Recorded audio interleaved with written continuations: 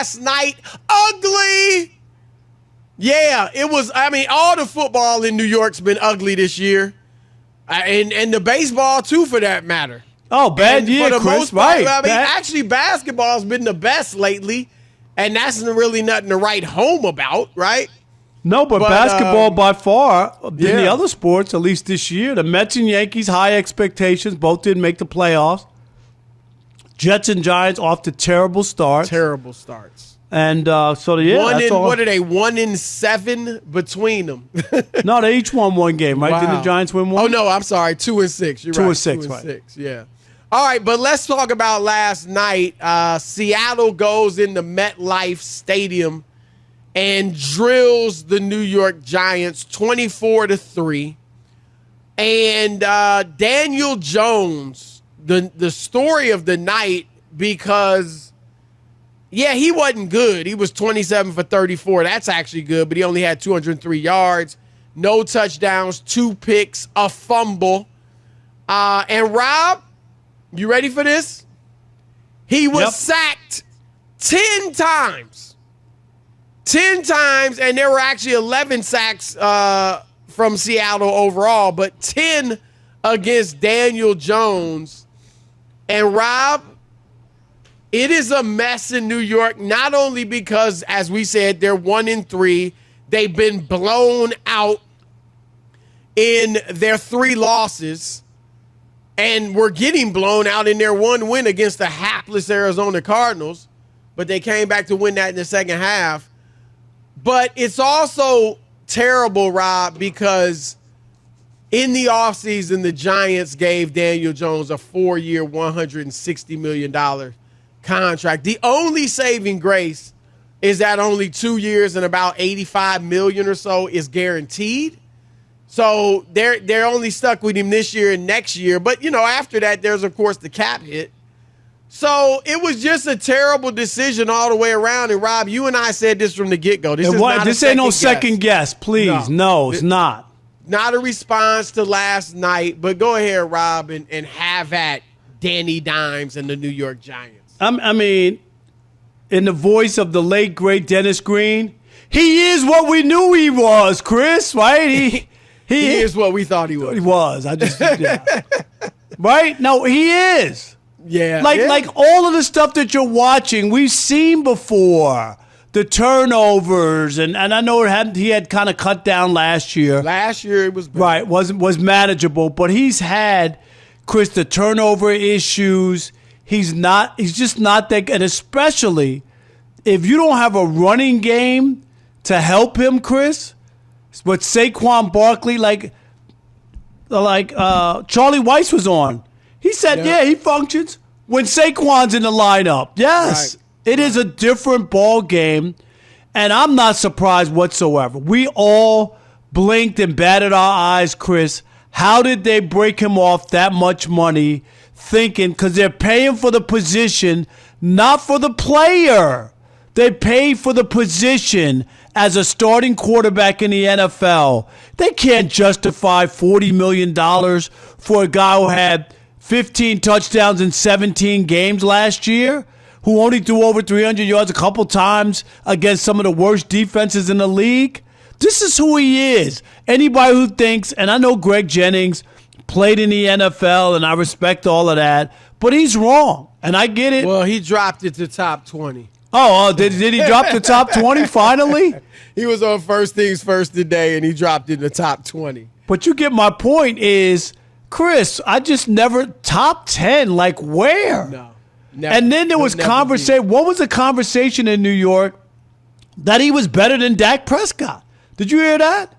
That's what was on the talk radio in Detroit. You live that he's better. That they would take him over Dak Prescott any day. That was the conversation. I think who was it? Tiki Barber was one of those guys talking that. Can you, Tiki? I know you played for the Giants. You know what I mean? Right, but come on, man. Have a little integrity. Can you have some? Like, you're going to get on the airwaves. Greg's just making an objective view. That's his take. He's, everybody got their opinion. That's fair. But when you play for the Giants, it does make us wonder a little bit when you say something that off the wall. And, Chris, let me give you one more number, and I'll get off. He's played 58 regular season games.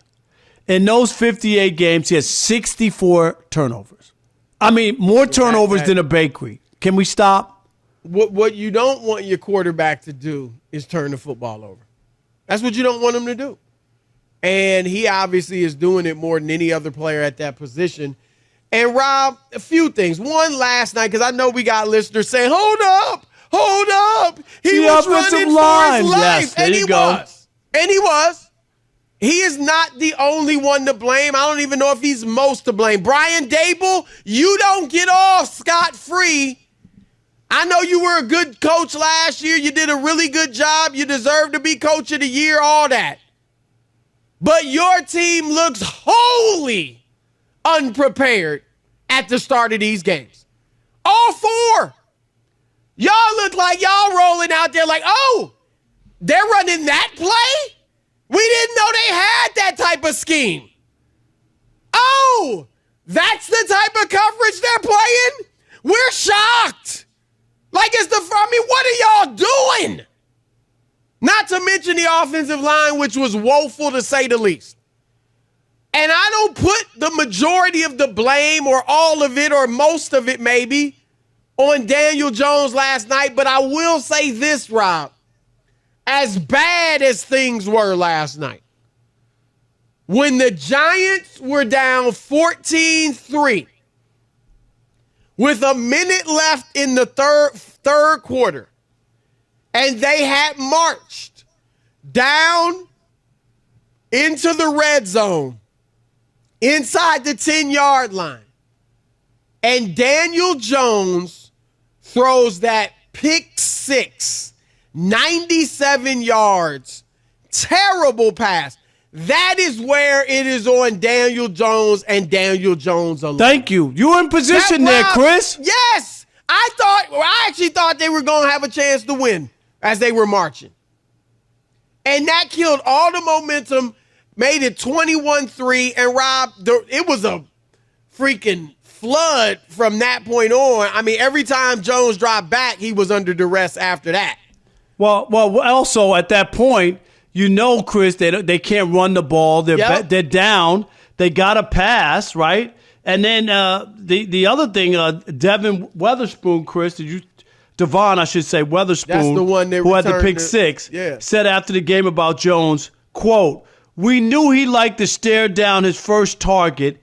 We were just trusting the game plan the coaches laid out for us." So they were all ready. Like, this guy doesn't read the room, Chris, read the field. Let me see. I think Darren Waller was wide open on that play. Where you just can't lock in on one receiver and just go there. Look, you got to have your reads, Chris. Go through your progressions, right? 1, 2, 3. I might go back to 1 if he now opens up.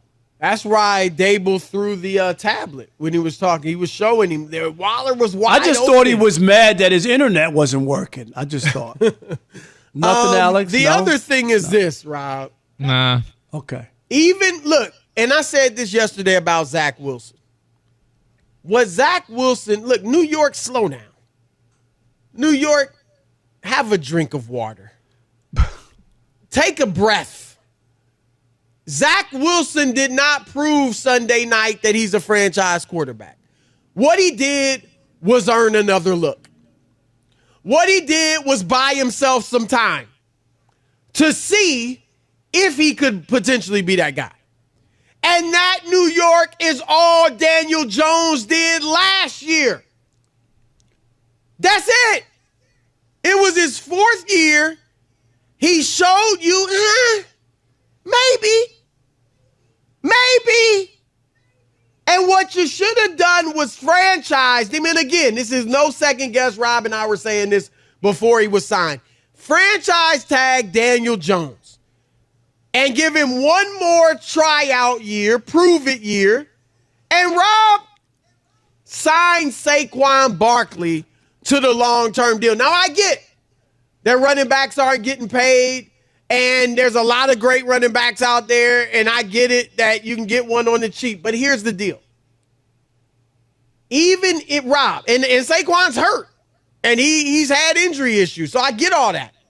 But Rob, If they had given Saquon Barkley 3 years, $38 million, which is a lot now for a running back, that wouldn't have even equaled what Daniel Jones is getting for one season. Right. They gave him $40 million. Paying the running back does not cripple you financially. And so that was the obvious choice. Instead, they went the other way. Because, Rob, we know Daniel Jones only threw for 15 touchdowns last year in 16 games. We only threw for 200 yards a game. But I guess the Giants, because he ran for 700 yards, they thought he was Michael Vick. They thought he was Lamar Jackson. So they went ahead and paid him. Come on. It can't be. Who's running the Giants front office? It makes you wonder, man. It does. Joe Shan, and he's done okay at times, but this is a mess right now. It is a mess. It is a mess, and he better get it together. Rob, you don't get that long in today's NFL. No. I don't mean just Jones. I mean the front office and Dable. No, definitely. I mean, you can't be that bad. And I might have to rename the Giants general manager to Joe Shame. Shame on you for signing Daniel Jones. I mean, what was that? Like, seriously, Chris, and everybody was scratching their head when they went out and they had to have Daniel Jones. And this is the other part that drives me crazy. Why, if Daniel Jones or some of the Carson Wentz or some of the quarterbacks who signed big, Chris, and they don't pan out, that doesn't affect the other quarterbacks. But if a running back gets hurt or doesn't play well or whatever, oh no, I can't pay him. Like it's only when it comes to, why is that? Why don't you hold it against quarterbacks, and why do you just pay the position rather than looking at Daniel Jones's numbers and go, dude, you want to play or not? We got 15 million, 18 million. We'll see you. Yeah, that's where Charlie Weiss was saying the CBA. They put a number. I don't know how they do it. Is this we talked about it, Chris? The CBA and the union. It's a mess. Disgrace. And that's the thing. Like, you boo-hooing now. Where were you at when you were negotiating? And I get it if the players didn't see this coming. Rob, it came quickly, right? Ezekiel Elliott got paid. Todd Gurley got paid. These were just a few years ago. It came quickly. Yep. But the job of the executives you hire to run the Players Association, they're supposed to foresee that. They have to. That's their job. That's their job. They're supposed to foresee that.